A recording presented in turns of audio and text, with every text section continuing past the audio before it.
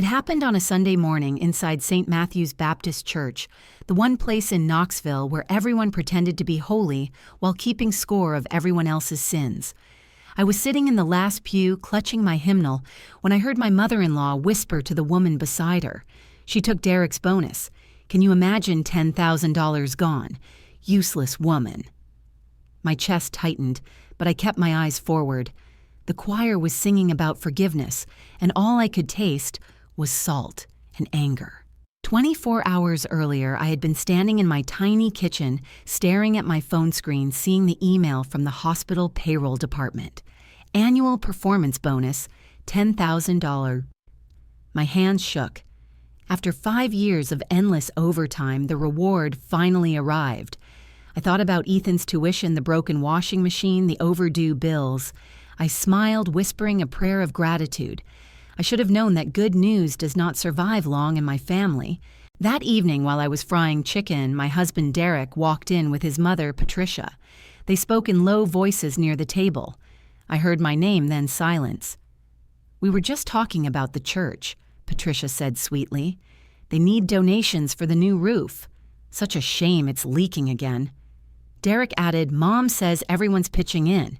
You got that bonus, right?" I froze, spatula in hand. "It's for Ethan's college fund," I said quietly. Patricia smiled without warmth. "Family comes before college. God rewards generosity." Her perfume filled the room, heavy and suffocating. I turned off the stove. I already tithe. "This money is for our son." Derek looked uncomfortable, but said nothing. The next morning, the bonus was gone. When I checked the joint account, the balance stared back at me empty except for a mocking row of zeros. A transfer to St. Matthew's Building Fund appeared at the top of the statement. My name was not on the authorization. My fingers trembled as I dialed Derek. "You moved it," he sighed. "It was the right thing to do. Mom said the church needed it more than we do." My voice cracked. "That was my work, my hours," he replied. "You make enough to cover the rest. Stop being dramatic." That word dramatic landed like a slap. I hung up and stared at the kitchen wall until the light changed from morning gold to afternoon gray. I thought about every holiday dinner where Patricia reminded me how lucky I was that Derek kept me. Every church potluck where she introduced me as our quiet little accountant who doesn't mind staying behind. The quiet part was true. I had learned to stay silent to keep the peace, but silence has an expiration date. That night, I opened my notebook, the one where I tracked grocery lists and expenses. At the top of a clean page, I wrote Ledger of Control. Under it, the first line, May 6th, $10,000 stolen in God's name. I stared at the words until my eyes blurred. Then I whispered, "This ends here." Back in the church pew, Patricia leaned closer to her friend. "She's embarrassed to show her face. Took our family's money and now acts like a victim." The woman murmured sympathy. I felt the heat crawl up my neck. My pulse pounded in my ears, matching the rhythm of the organ. Pastor Jim walked to the pulpit, holding a folder. "Before we begin, there's a matter of financial clarification," he announced. The congregation shifted. Patricia's head turned slightly, sensing danger. My fingers tightened on the hymnal. I had sent an email the night before, anonymous but precise, with every receipt attached. It seems Pastor Jim continued some donations to the church repair fund came from accounts that were not authorized by the donors. A murmur swept the sanctuary. Patricia's smile faltered. Derek's shoulders stiffened in the pew ahead of me. I looked down, heart steady, for the first time in days. They thought they could humiliate me quietly. They never expected their names to echo through the house of God. I did not look at them when Pastor Jim read the first line of the audit. I only whispered the words that had kept me alive through every insult, every dismissal, every theft of my peace. Truth always finds its voice. Knoxville, Tennessee in April 2023 still carried the chill of late spring mornings, and my days began the same way every weekday had for the past 5 years. I would wake before sunrise, brew a pot of coffee in our small apartment kitchen, and review the hospital's accounting reports before Derek and Ethan stirred. The apartment was 2 bedrooms, 1 bath with thin walls and carpet that never seemed clean, no matter how often I vacuumed. The air smelled faintly of antiseptic from the hospital laundry I sometimes brought home. Derek's car had been replaced twice since our wedding. Mine was the same Toyota Corolla I had bought before Ethan was born. It rattled on the highway like a box of marbles. Every month, someone else decided what I could spend my own money on. Derek would look at my paycheck stub and say things like, "You should really contribute more to the family expenses." His mother, Patricia, would nod in agreement, smiling as if she were being helpful. I often wanted to remind them that I was the one paying the rent on time, while Derek's sales job paid in fits and starts, but the words stayed behind my teeth.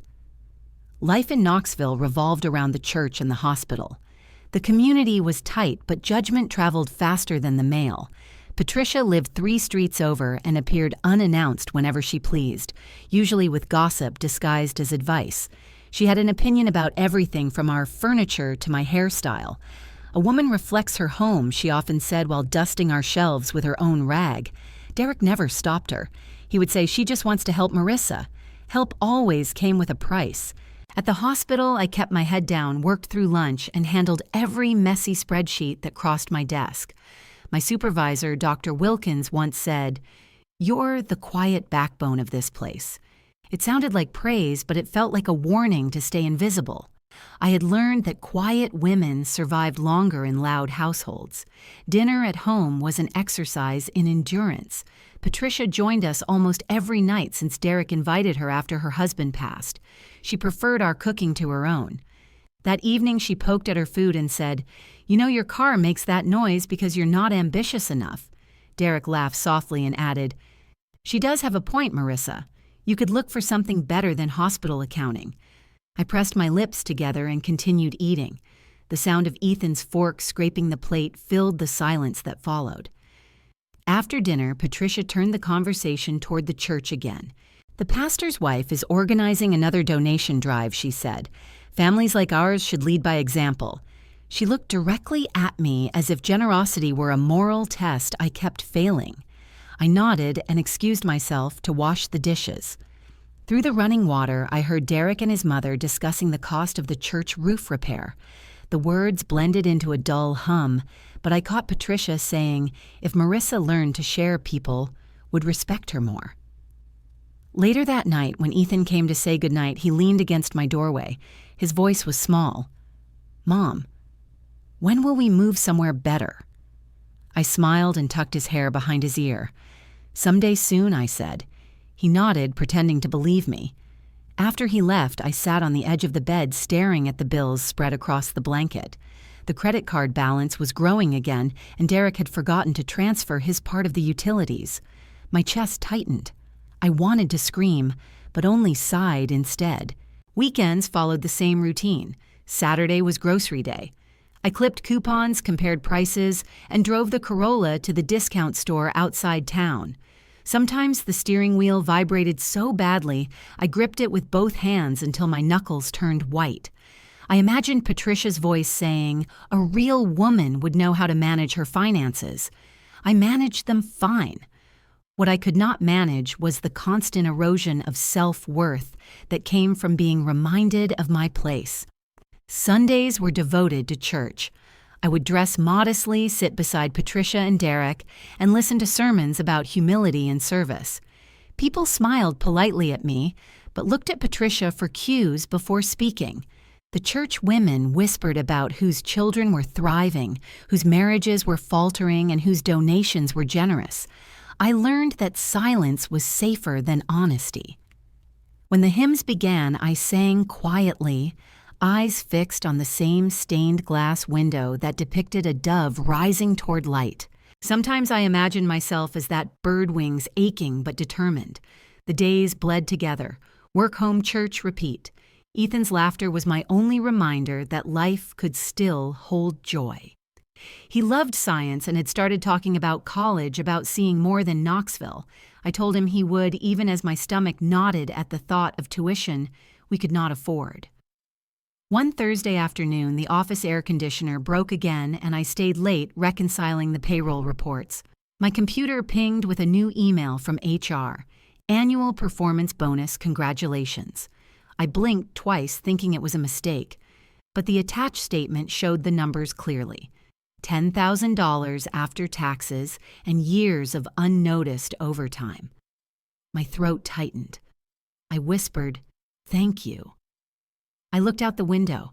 The parking lot shimmered with late sunlight, and for the first time in months, I felt a surge of relief. I imagined Ethan's college savings growing the bills, catching up, maybe even fixing the Corolla. I pressed a hand over my chest and smiled, whispering, "This changes everything." In that quiet office, I had no idea that this small victory would ignite the biggest storm of my life. The first week of May brought a rare warmth to Knoxville. Dogwood trees bloomed along the sidewalks near the hospital, and the air smelled faintly of cut grass. For most people, it was just another month, but for me, it was the season of small miracles. The hospital's annual performance bonuses had finally been approved. When the email arrived confirming my $10,000 bonus, I sat motionless for a moment, staring at the screen as though the numbers might vanish if I blinked. After years of working late shifts, balancing endless ledgers and cleaning up the mistakes of others, the recognition felt almost unreal. I printed the statement and folded it neatly into my purse like a secret I could not yet trust. On the drive home, I planned every dollar. $2,000 for Ethan's tuition deposit, $1,000 for overdue bills, another for car repairs. The rest would finally go into savings. For once, I felt like the world was letting me breathe. That evening, Patricia stopped by without calling. She claimed she was dropping off some leftovers, but immediately took her usual seat at the kitchen table. Derek poured her a glass of sweet tea, and the two of them spoke in the easy rhythm of people who believed their opinions were gospel. I mentioned the bonus only because Derek asked about it. "It's not huge," I said, "but it will help with Ethan's school fund." Patricia looked up from her glass, her eyebrows lifting slightly. "School fund, I thought you and Derek shared everything." I smiled politely.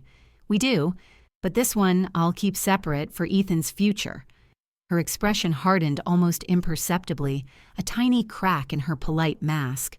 She set her glass down and said nothing, but her fingers tapped the table once sharp and deliberate. The air in the kitchen grew heavier. That was the first signal that my happiness had been noted and measured. The next evening, Derek came home early with a forced cheerfulness. Patricia followed 15 minutes later, bringing her famous casserole, the kind that smelled of butter and silent judgment. We sat down to dinner. The conversation turned, as it always did, to church matters. Patricia described the roof leak and how the congregation was struggling to meet the repair goal. Derek nodded along, glancing at me with the kind of rehearsed sincerity that made my stomach tighten. Finally, he said, "Family should share blessings. The church needs the repair fund." My fork froze midway to my mouth. "The church has insurance," I replied quietly, "and my bonus is for Ethan. He's starting high school next year. We need to plan ahead."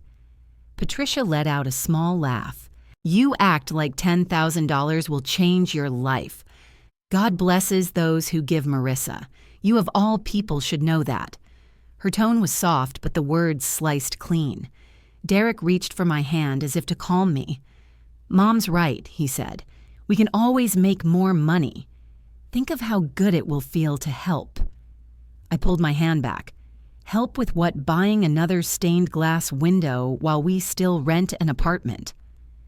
The silence that followed was thick enough to choke on. Patricia's eyes narrowed and Derek's jaw tightened. "You sound ungrateful," she said. "Maybe that's why blessings don't stay with you long." I wanted to shout that blessings could not be stolen, but the fight felt useless. So I smiled, cleared the dishes, and told Ethan to start his homework. That night, I barely slept. I kept thinking of Patricia's tapping fingers, Derek's eager agreement, the way they looked at each other when they spoke of the church fund. My mind replayed the conversation on loop until dawn. Somewhere between exhaustion and fear, I decided I was being paranoid. The money was safe. I had transferred it into our joint account only because Derek insisted it would simplify bill payments. "We're married, Marissa," he had said. We shouldn't act like business partners. I had wanted to believe that. The next morning, sunlight spilled across the kitchen counter. I poured my coffee and opened my laptop to check the bank balance. The numbers blinked on the screen and my stomach dropped. The available balance was $10,000 lower than it had been last night. I refreshed the page then again, as if repetition could reverse theft. The withdrawal description read St. Matthew's Building Fund. The date and time matched midnight. My breath came shallow. For a moment, I thought there must be some mistake, some clerical error I could fix with a phone call. But the longer I stared, the clearer it became. Someone had moved the money, not someone. Them. I set the mug down carefully, but my hand shook so much that coffee sloshed onto the table. I called Derek immediately. He answered on the second ring, his voice casual, almost cheerful. "Hey, I'm on my way to a meeting." "What's up?" I forced the words out. "The bonus. The 10,000. It's gone." A pause, then a sigh. "Oh, that. I talked to Mom about it. We thought it would be right to donate. The church really needs help, Marissa." I closed my eyes. "You moved it without asking me." "It's our account," he said. "I just did what's best for the family." My chest felt hollow. The family or your mother's reputation. He raised his voice slightly. "Don't start. You've always had a problem with generosity." I hung up before he could finish. The silence afterward rang louder than any argument we had ever had. I sat at the table for a long time, staring at the laptop screen at the empty space where our savings should have been. The walls of the apartment seemed to close in. Outside, a lawnmower droned ordinary life continuing as mine cracked quietly. I opened the drawer where we kept bills and pulled out the checkbook. My hands trembled as I wrote 2 words in the margin of the latest bank statement: unauthorized withdrawal. The pen left a shaky line beneath the letters. My throat tightened, and a sound escaped before I could stop it. Part sigh, part sob. The house was still, but that sound lingered, filling every corner. For the first time in years, I let myself cry, not because of the money itself, but because of what it meant. The trust that held this family together had been spent just as carelessly as the bonus. The morning after the money disappeared, I moved through the apartment like a guest in my own life, careful not to bump the furniture, careful not to speak unless spoken to, careful not to let the ache in my chest spill into the air. Patricia arrived before lunch with a pie she did not bake and news I did not ask for. She set the tin on the counter and looked me over the way she looked at thrift store ceramics, as if I were almost useful but not quite presentable. "You should be grateful Derek is so generous." She said the roof will be fixed because our family steps up. I poured her coffee and tried to arrange my face into something calm. The words came without invitation. "You took my bonus without asking." She blinked, then smiled. "Do not be dramatic, Marissa. Everything in this family belongs to the family. You of all people should understand that." Derek walked in, kissed his mother on the cheek, and gave me a careful nod. He did not meet my eyes. Brenda called later from the hospital to check on me, and I stepped out onto the breezeway where the April air felt cool and clean. I told her the truth, the whole tight story, the money gone, the church transfer, the way Patricia had used the word dramatic like a broom. Brenda was silent for a beat, then she said in that steady nurse cadence that had soothed 100 patients, "If they take your dignity, once they will take it again." The sentence landed like a bell in my head, clear and undeniable. I wrote it down on the back of a receipt, then tucked it into my notebook. That night after dinner, Patricia lingered at the table while Derek flipped channels in the living room. She watched me load the dishwasher and said, "You know, you are lucky. I raised a son patient enough to tolerate all this." I kept my hands moving. "What is all this?" She waved a hand, vague and dismissive. "Your small thinking.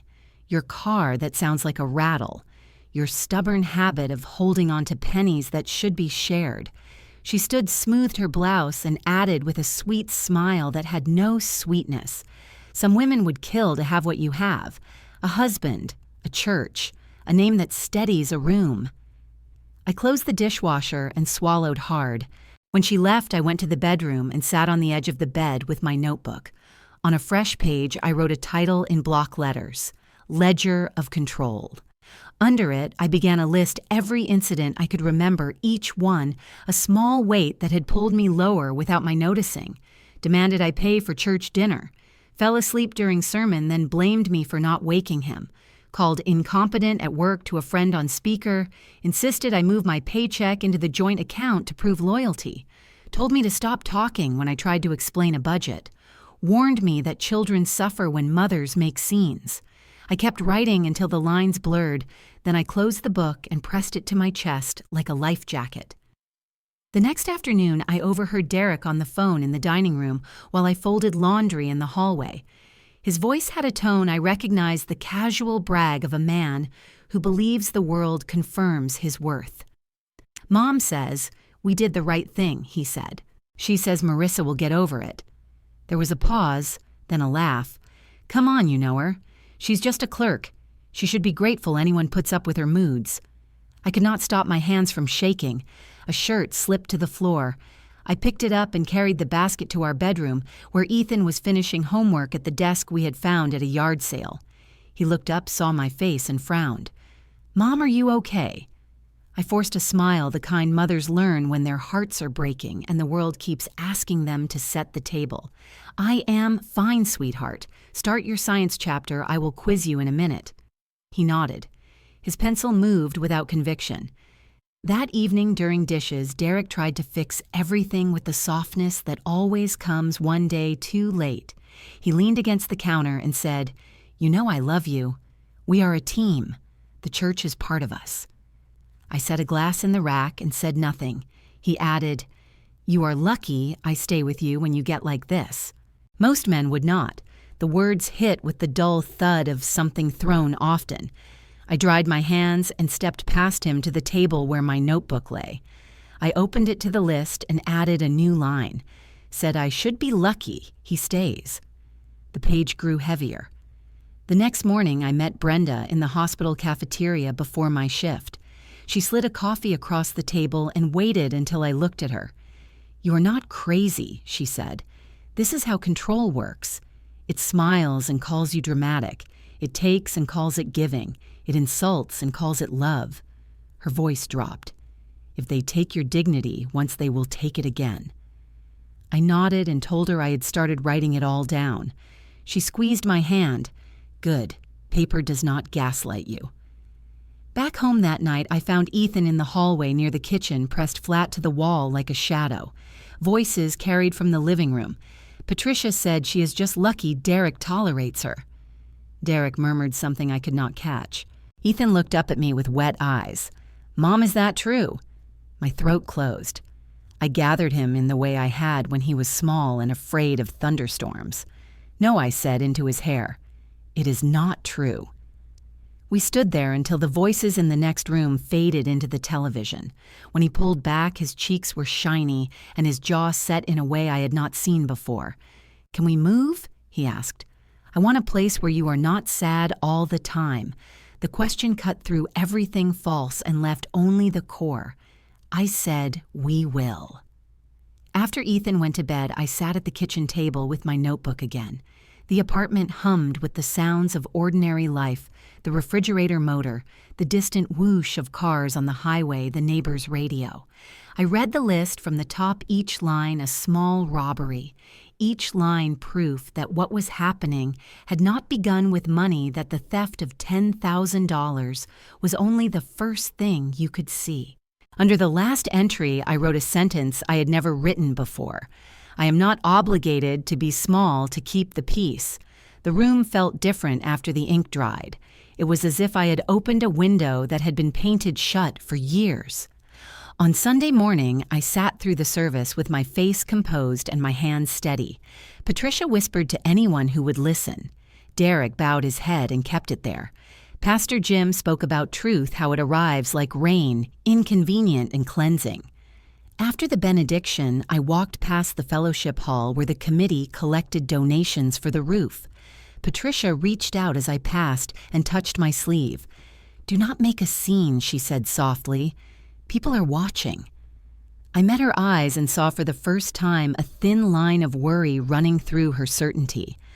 I said, "I am done being quiet." Then I kept walking.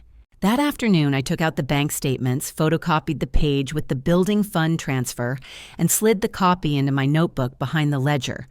I placed the original back in the drawer. Then I opened my laptop and began searching for the names of the church finance committee for their contact emails for any mention of audits or reporting. The work felt familiar and steady. Columns, dates, names, proof. Numbers told stories that words tried to hide. As the sun went down and the apartment cooled, I understood that something had shifted in me. I was not the woman who swallowed every insult to keep the roof quiet. I was the woman who wrote things down and made them count.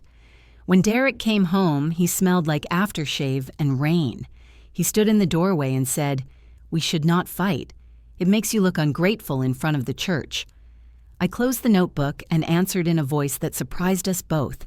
"I am not ungrateful. I am awake." He stared for a moment, then shrugged and turned on the television. I went to Ethan's room and found him asleep with a book open on his chest. I adjusted the blanket and switched off the lamp. In the hallway, I paused, listening to the low noise of the television, the familiar soundtrack of a life lived in surrender. I pressed my palm against the cool wall and made a promise I would not break. This does not continue. My anger settled into something sharper than rage and steadier than fear. It felt like decision. The next morning, I sat at the kitchen table with my laptop open and a stack of bank statements spread around me. The light from the window fell across the papers in narrow bars. Each line of numbers told a version of the story that had been hidden behind polite smiles and Sunday prayers. I opened the printer cover, pressed the button, and listened to the slow churn of the machine. The first page slid out warm and smelling faintly of ink. The truth was on paper. I printed everything, every transfer, every timestamp, every memo field that mentioned St. Matthew's Building Fund. The whir of the printers filled the apartment like a heartbeat. For the first time in weeks, I felt steady. After dinner that night, I waited until Derek and Patricia fell asleep in front of the television. I took my notebook from the drawer and began researching Tennessee law about joint accounts.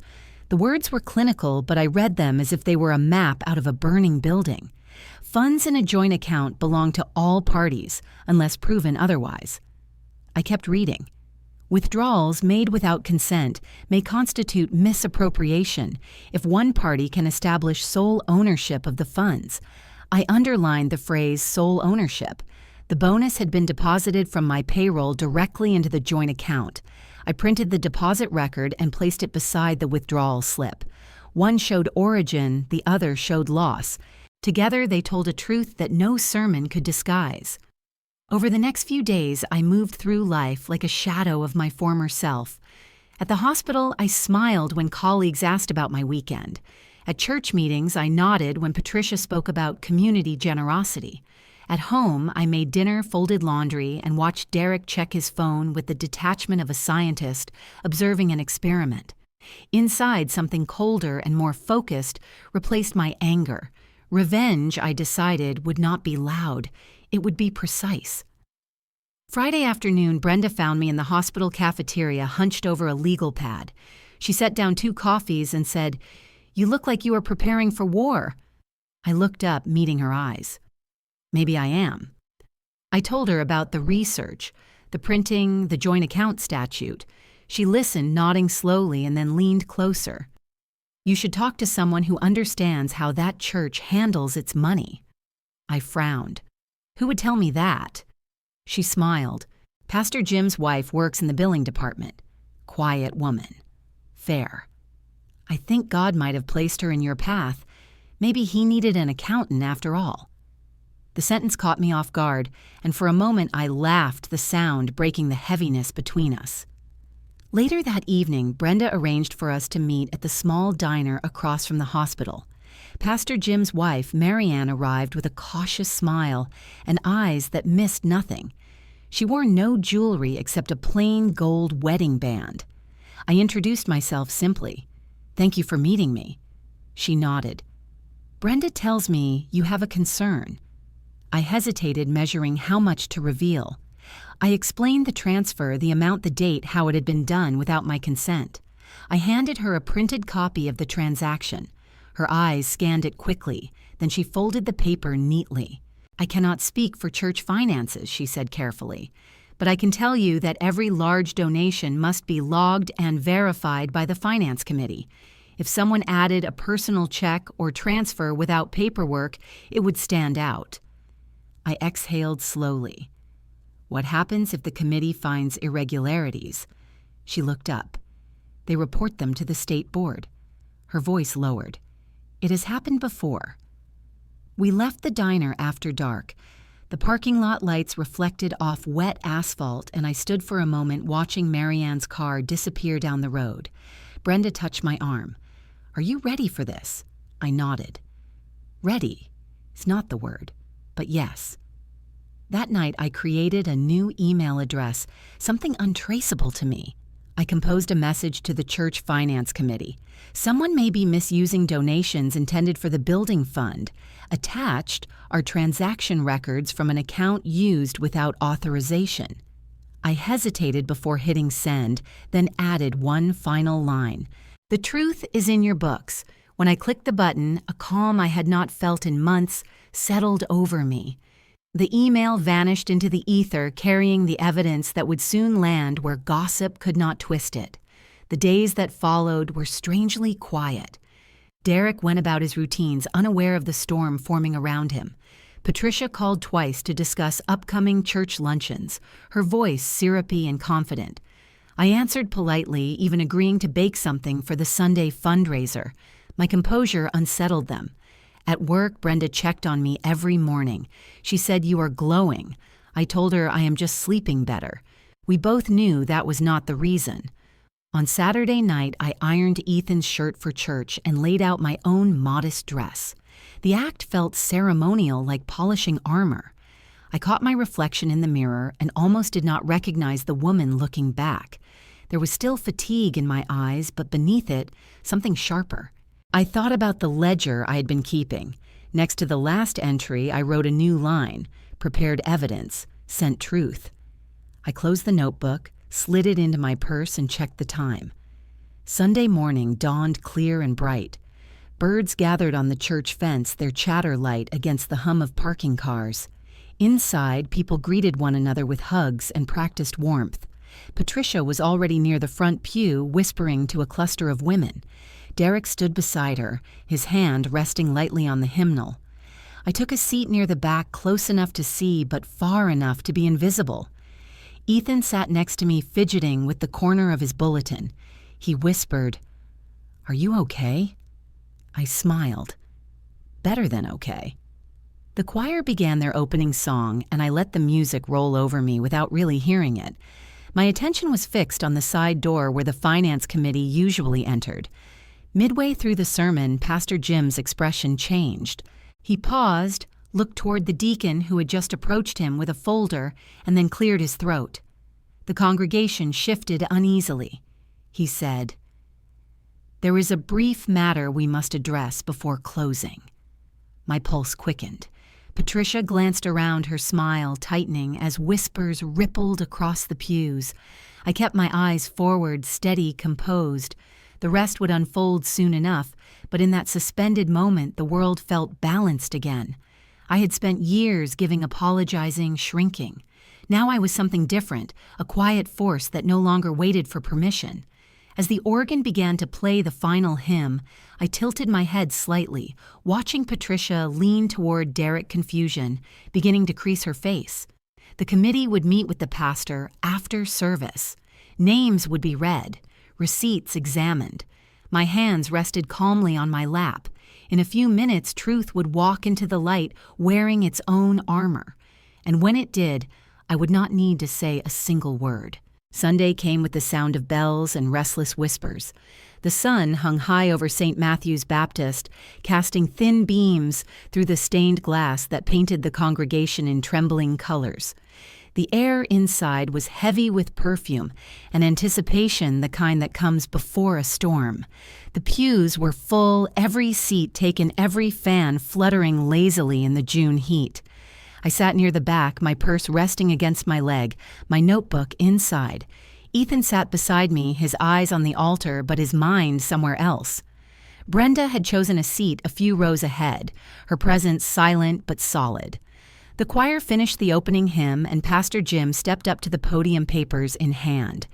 The microphone hummed softly before his voice filled the sanctuary.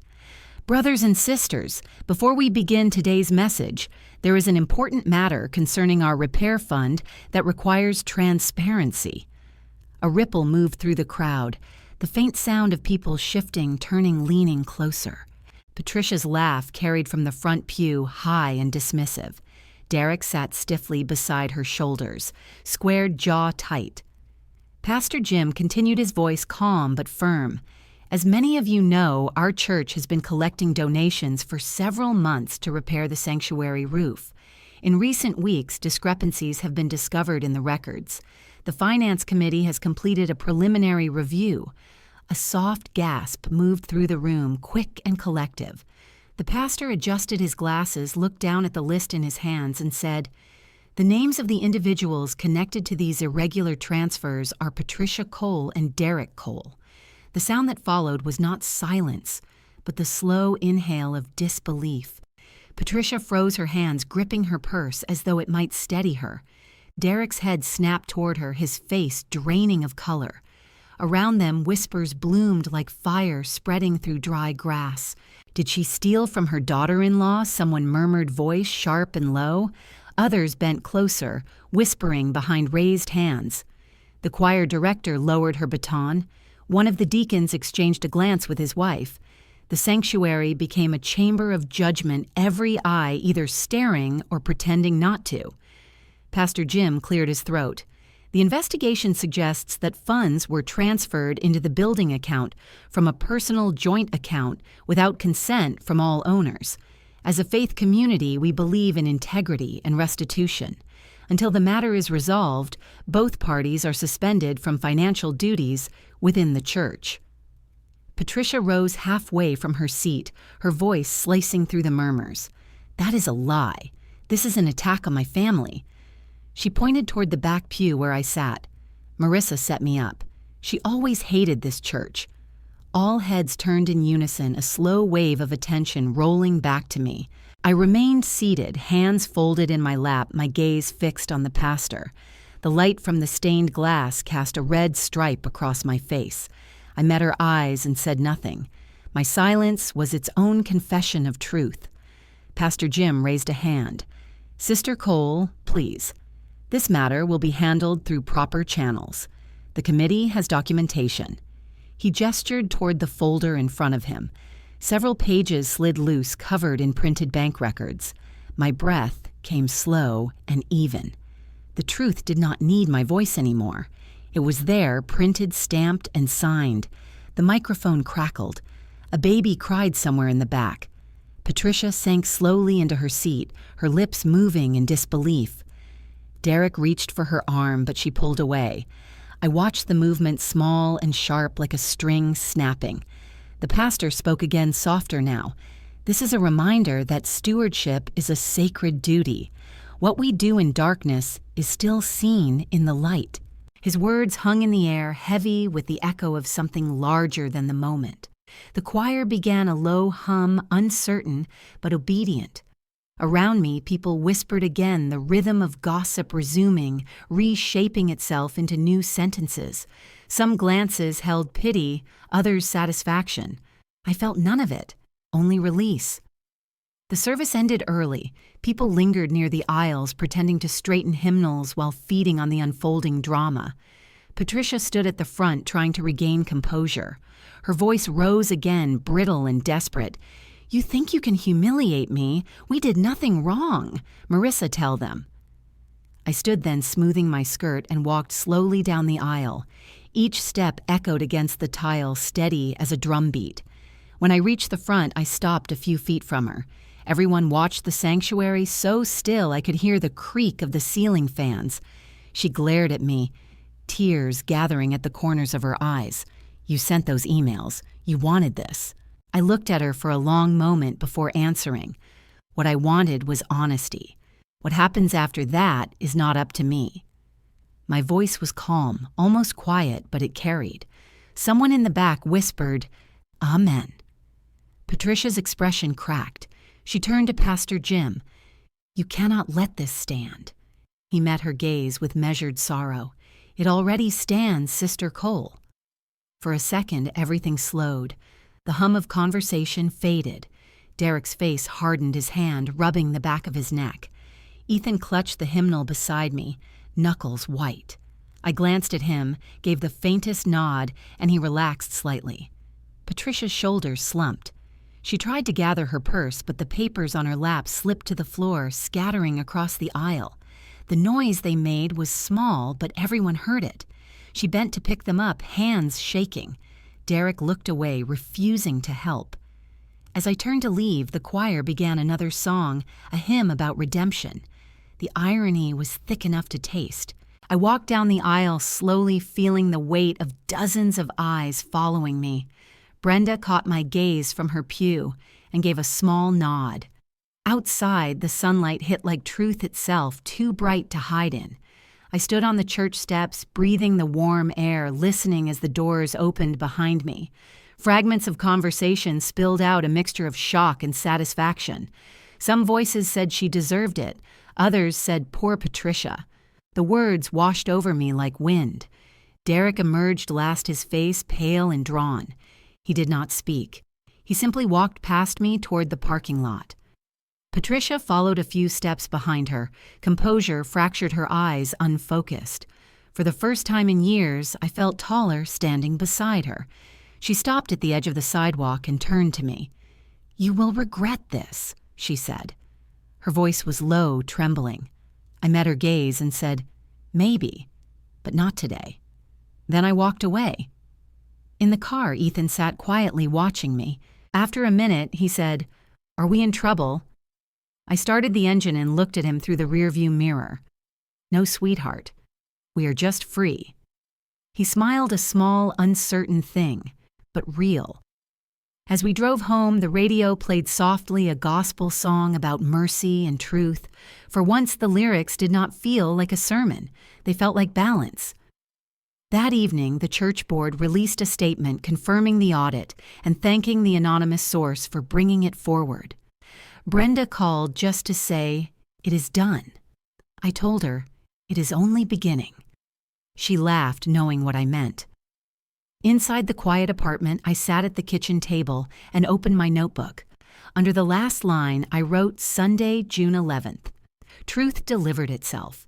Ever seen karma work faster than gossip? Hit like if you believe truth always finds a way. The next morning, I passed St. Matthew's on my way to work. The parking lot was half empty. The banners about the roof fund had been taken down. A single line from the sermon still echoed in my head. What we do in darkness is still seen in the light. I whispered it to myself, not as a warning, but as a promise. Justice had come quietly, and it had come fast. By Monday morning, the story had already left the church and spread through Knoxville like summer thunder rolling over the hills. The local paper carried the headline in bold black letters across the top fold. Cole family under investigation. Church funds at risk. It sat on every breakfast table in town and blinked across local news screens between weather updates. By noon, Derek's company had placed him on administrative leave pending a review of his financial records. They called it a precaution. The word sounded polite, but everyone knew what it meant. He spent the day pacing the apartment phone, buzzing with calls he ignored. Patricia did not answer hers at all. She stayed inside her house with the blinds drawn, while whispers replaced greetings in every grocery aisle and coffee shop. The woman who once organized every church luncheon could not show her face at the corner store without hearing her own name softened by pity. I went to work as usual. The hospital corridors hummed with gossip too, though no one spoke directly to me. Brenda passed me in the hallway and only nodded. The look in her eyes said everything. At lunch, I sat in the cafeteria near the window, watching the world outside return to its routines. I thought about how quickly justice could move when it was carried by truth instead of anger. The newspaper lay folded in my bag, a quiet trophy I never needed to display. That evening, Derek came home late, smelling of rain and frustration. He dropped his keys on the counter and stared at me as if I were the last stable thing left in his life. "You did this," he said. I poured myself a glass of water. "You did this, Derek." "I just stopped cleaning it up." He had no answer. Later, I heard him in the bedroom calling his mother, his voice breaking as he said, "They will not even let me back next week." She must have told him what the church board decided because he slammed the phone down and left without another word. The door rattled in its frame after he was gone. Over the next few days, the apartment grew quieter. Ethan avoided the television. At school, some of his classmates whispered about the news, but he kept his head down the way I had taught him to when people judged before knowing. On Thursday, I took a day off work to look for a new place. The landlord of a small duplex near the river showed me the kitchen, the tiny porch, the second bedroom with light that pooled across the floor. It smelled of paint and possibility. I signed the lease that afternoon. Packing began that weekend. I folded our clothes into boxes while Ethan taped them shut. We worked in silence until he looked up and said, "Mom, I am proud of you." I stopped the words sinking deep. "Proud of what?" "Of not being scared anymore," he said. I smiled, though my throat ached. That night, we carried the last boxes to the car under a sky thick with stars. The city around us slept, but I felt more awake than I ever had. Meanwhile, the church released another statement, this one read aloud by Pastor Jim during Sunday service. It spoke of forgiveness, renewal, and the need to pray for those who had lost their way. People nodded solemnly. Some even closed their eyes. Outside, reporters waited by the steps. Patricia did not attend. Derek sat alone near the back, his face drawn and gray. He left before the closing hymn. Brenda told me later that some in the congregation believed the family would move away, start fresh elsewhere. Others said the Coles were finished in Knoxville. I had no opinion. Their story no longer belonged to me. On Monday morning, I walked into the county clerk's office and signed my name on a document that felt heavier than its pages. It was the formal complaint against unauthorized use of funds from a joint account. Attached were copies of every statement I had printed, each one stamped with dates and account numbers. The clerk glanced at the stack and said, "You are thorough." I said, "I am an accountant." Outside, the sky was clear and bright. I dropped the envelope with the supporting documents into the outgoing mail slot. The sound it made was small but final. Life settled into a quieter rhythm after that. The duplex near the river became home faster than I expected. I bought secondhand furniture, repainted the kitchen in pale yellow, and planted herbs on the porch. Ethan helped me hang curtains, his laughter filling spaces that had known only silence. Sometimes he asked about his father, whether Derek would come around again. I told him the truth. Maybe one day, but not until he learns what respect means. Ethan nodded, wise beyond his years. At work, my colleagues treated me differently, not with pity, but with something closer to respect. The hospital director even asked if I would consider a senior position in the finance department. I accepted not because of pride, but because it was time to stop shrinking. Brenda and I began having coffee every Friday before our shifts.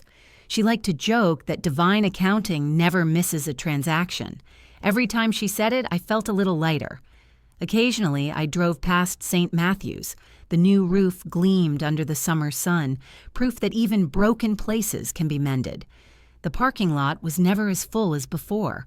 Gossip had moved on to new stories, new sinners. That was the nature of small towns. People forgive, but never forget. One afternoon, I found a letter in the mailbox addressed in Derek's handwriting. It contained no apology, only a short note. "I have started over in Chattanooga. I hope Ethan knows I love him." There was no mention of me. I folded the paper, placed it in my desk drawer, and felt nothing except relief. The silence that followed his absence was a kind of peace. On the first Sunday in our new home, I made pancakes while Ethan read aloud from the newspaper. The scandal had faded to a single paragraph near the classifieds. We sat by the open window, the sound of the river steady beyond the trees. For the first time in years, breakfast tasted like freedom. Later that night, as the cicadas sang outside, I opened my notebook and wrote one last entry under the old heading, Ledger of Control closed June 2023. Beside it, a new line, Ledger of Life begins. Our days grew simpler. School, work, quiet dinners. We did not talk about the past often, but it lived between us as understanding rather than pain. When Ethan smiled, I saw my own resilience mirrored in his eyes. The city still whispered, but I had learned the most valuable truth of all. Survival is not loud, it is steady. It is the sound of two people breathing freely in a home they built themselves. The knock came just after 9 on a humid August night. The sound was hesitant, but persistent, the kind that carries both pride and desperation. I had been reading on the couch, the windows open to let in the smell of river air. When I opened the door, rainlight spilled across the porch. Derek stood there, soaked through his hair, plastered to his forehead, eyes shining with something between apology and exhaustion. Behind him, Patricia clutched her purse against her chest, her shoulders trembling under a thin shawl. Neither spoke at first. The rain filled the silence for them. I stepped back slightly but did not invite them in. "What do you need?" I asked. Derek swallowed hard. "We just want to talk." Patricia's voice cracked. "Please, Marissa, help us." The words hung in the air, fragile and foreign. I led them inside because decency was an old habit that refused to die. The small living room smelled of coffee and lavender cleaner. Derek stood near the door while Patricia sank into the edge of the sofa, her hands twisting the fabric of her purse. Her lipstick had bled at the corners. I could see the toll of sleepless nights etched into both their faces. Derek started to speak, then stopped. Patricia took over. "The church will not let this go. They are threatening to bring in state auditors. Derek's job—" Her voice trailed off. "He has been suspended. They are saying things that are not true. We need you to withdraw the complaint. For the family's name." I stood by the kitchen counter, arms folded. The sound of the rain tapping the window panes punctuated her plea. For years, I had listened to her lectures about humility, generosity, forgiveness. Now she sat before me asking for mercy she had never given. I said quietly, "You both signed the withdrawals. You both lied when I asked." Patricia looked down, eyes glassy. "We thought it would all balance out. It was for the church. You know how people talk. If we lose our reputation, we lose everything." Derek finally spoke, his voice low. "Mom, stop." He turned to me. "I know I was wrong. I should have protected you. I was just trying to keep the peace." He looked around the room as if searching for some trace of the life we had shared. The family photos were gone. The couch was new. Everything that remained was mine. I walked to the desk and took out a single sheet of paper. It was the copy of the formal complaint I had filed months earlier. I placed it on the coffee table between us. The black ink had faded slightly, but the meaning remained sharp. Derek stared at it, then noticed another document pinned to the refrigerator. His face changed when he realized what it was. The divorce papers. His voice caught. "You already filed." I nodded. "It is final next week." He took a step forward, rainwater dripping from his jacket onto the floor. "I can fix this," he said. "We can still fix this." I shook my head slowly. "You cannot fix what you refuse to understand." Patricia's breath hitched. "So that's it. You are going to let them destroy us." I met her gaze. "You destroyed yourselves?" I just stopped covering for it. The silence that followed was long and heavy. Outside, thunder rolled over the hills. Ethan's bedroom door remained closed, the faint sound of his music muffled but steady. Patricia rose unsteadily, her eyes shining with a mix of fury and grief. She moved closer, lowering her voice to a whisper. "Please, Marissa, do not let this be the end. Think of Ethan. Think of family." Her words trembled. I looked at her, really looked at the woman who had called me useless, who had stolen from me in the name of righteousness. I said, "I forgive you, but I do not trust you. Forgiveness is not a key. It is a boundary." She opened her mouth to speak again, but no sound came. Derek stood frozen, his hands at his sides. The clock on the wall ticked steadily. I moved to the door and opened it wide. The rain had slowed to a soft drizzle, the street glistening under the porch light. "You should go," I said. Derek hesitated, his lips parting as if to argue, then closed them again.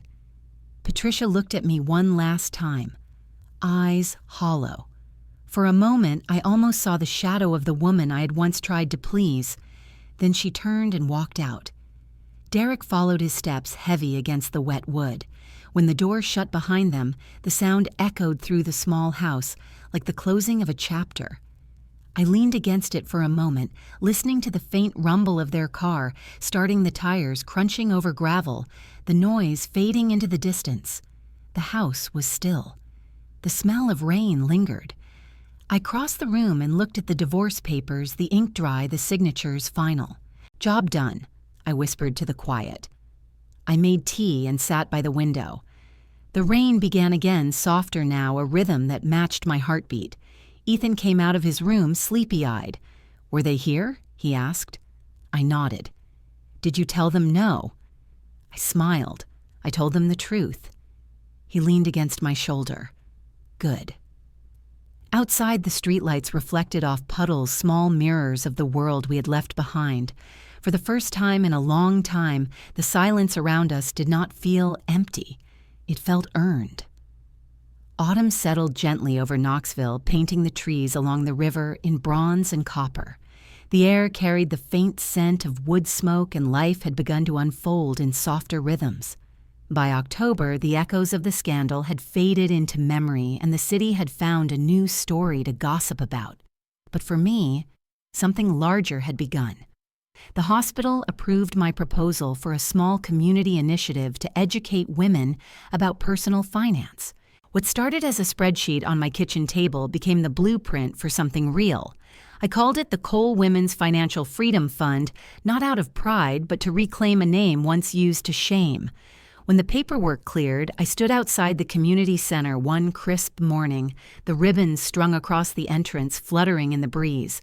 The local paper had sent a young reporter barely older than Ethan. Brenda stood beside me, beaming as if this were her own victory. Pastor Jim and a few church members gathered quietly at the back, their presence more respectful than curious. As I lifted the scissors, the crowd clapped, and the sound felt like air filling lungs that had long been held empty. I cut the ribbon, and the flash of the camera caught the moment mid-smile. The fund was officially open. Inside, the first workshop began with just 6 women, seated at folding tables, notebooks, open eyes, cautious but hungry for change. I introduced myself simply. "My name is Marissa, and I am not here to fix your lives. I am here to show you how to own them." Brenda handed out pamphlets, her nurse's calm steadying the room. We talked about budgeting, credit, and joint accounts, words that once trapped me, now felt like tools. When I wrote on the whiteboard, "Your money, your voice," a few women nodded as though hearing it for the first time. One of them, a mother of 3, named Claire, whispered, "I did not know I was allowed to have a separate account." I looked at her and said, "You are allowed to have peace." As the months passed, the fund grew. Local businesses donated supplies. The hospital agreed to sponsor a yearly grant for women restarting their careers. I spent evenings drafting proposals and answering emails while Ethan did homework at the same table. He liked to joke that we were both in school now. By November, the community center walls were lined with posters from women who had completed the program. Some found jobs. Some left bad marriages. All of them learned to read numbers like survival maps. Each story added a quiet strength to the air, a sense of collective rising. One Sunday, I returned to St. Matthew's for the first time since everything unraveled. The church looked different, repainted and calm. Brenda came with me, and together we slipped into a back pew. The congregation had changed. There were new faces, fewer whispers. Pastor Jim's sermon that morning was about redemption through rebuilding. He spoke with the weight of a man who had watched faith bend but not break. Near the end, he said, "From a ledger of control to a ledger of hope, we have seen how one person's courage can heal more than one wound." His eyes found me briefly, and he nodded. The congregation turned slightly, some recognizing me, most not. I felt no need to hide. The words washed over me like a benediction I did not expect to need. When the service ended, he shook my hand at the door. "Thank you for showing us what truth looks like when it does not shout," he said.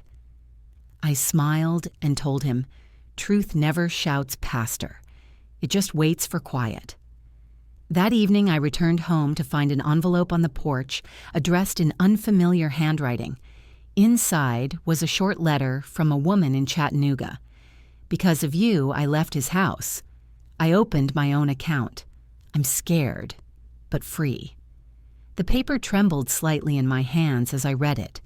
I placed it in my notebook under a new heading, Ledger of Hope. It felt like the first entry in a new life. December brought the first snow, soft and quick to melt. The community center hosted a small gathering to celebrate the fun's success. The women who had once arrived timidly now stood confident, laughing over coffee and cookies.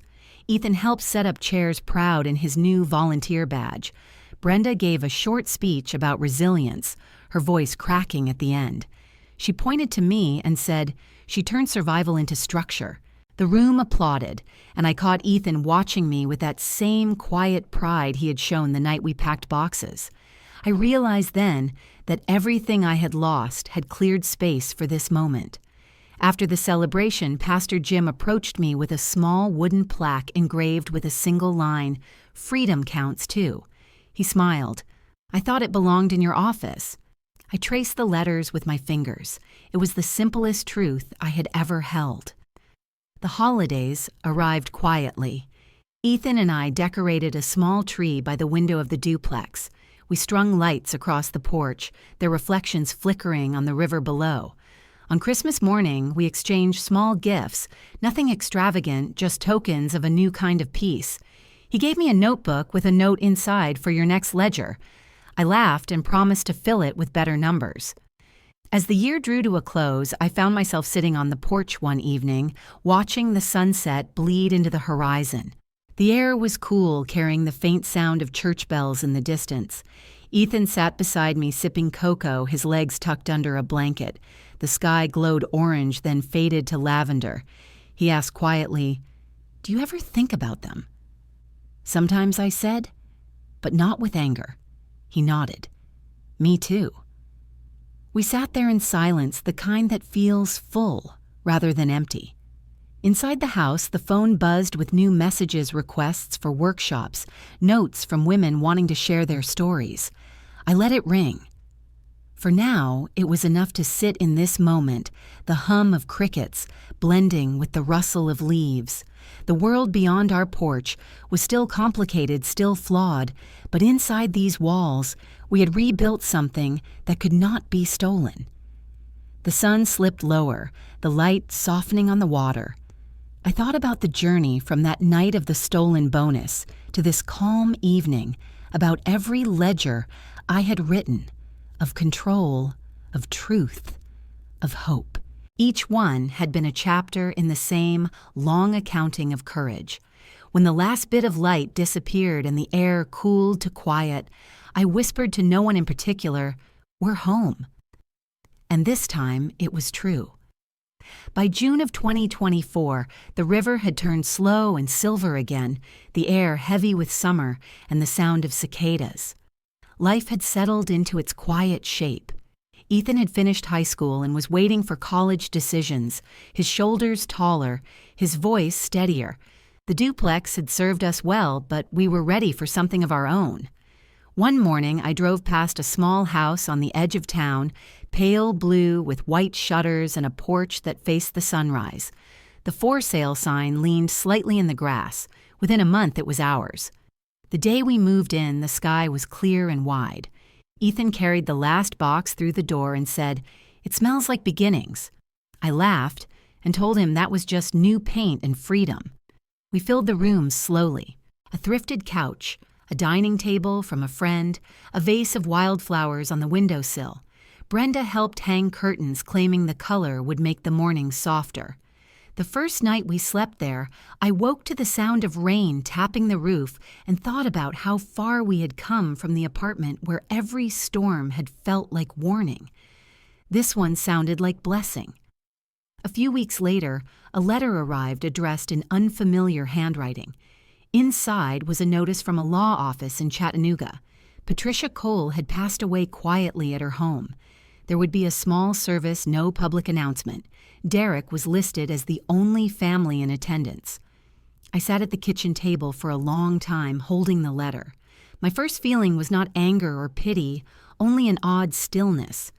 After a while, I bought a wreath of white lilies from the local florist and attached a small card with a single word written in blue ink: peace.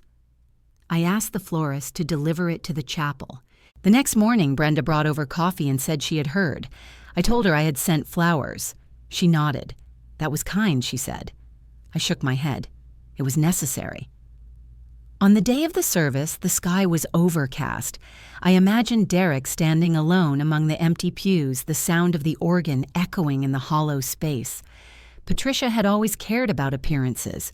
She would have hated the emptiness more than the death itself. I hoped that somewhere in that silence, truth had finally found her too. I did not go. Some farewells belong to the living. Summer unfolded gently. The fund continued to grow, and the community center expanded into a new space. Claire, the mother of 3 from the first class, had become the new coordinator. Seeing her stand at the podium, confident and laughing, felt like watching a circle close. Each success story reminded me that justice could bloom from even the darkest soil. Ethan volunteered there, part-time tutoring teenagers in math. When I teased him about following in my footsteps, he grinned and said, "Someone has to keep the books honest." Then one morning, an envelope from the university arrived. Ethan opened it on the porch, while the wind rustled the trees. His eyes widened, and for a moment he said nothing. Then he looked up, face bright, and shouted, "Full scholarship." I laughed, tears already blurring my vision. I pulled him into a hug, the paper crumpled between us. "You earned this," I said. He smiled. "You showed me how." That night, we celebrated with takeout and laughter that filled every corner of the little house. As the months passed, I found myself writing again, not in ledgers, but in essays and reflections. One piece about financial control and survival was published in a regional magazine. The editor wrote that my story resonated with women who had never known how to name what had been taken from them. I kept a copy folded in my notebook, not as proof, but as reminder that words, when honest, could heal. On the anniversary of the fund's opening, Pastor Jim visited to bless the new community center building. He shook my hand and said, "You turned pain into something measurable. That is rare grace." I smiled and replied, "Grace only counts if you keep it in circulation."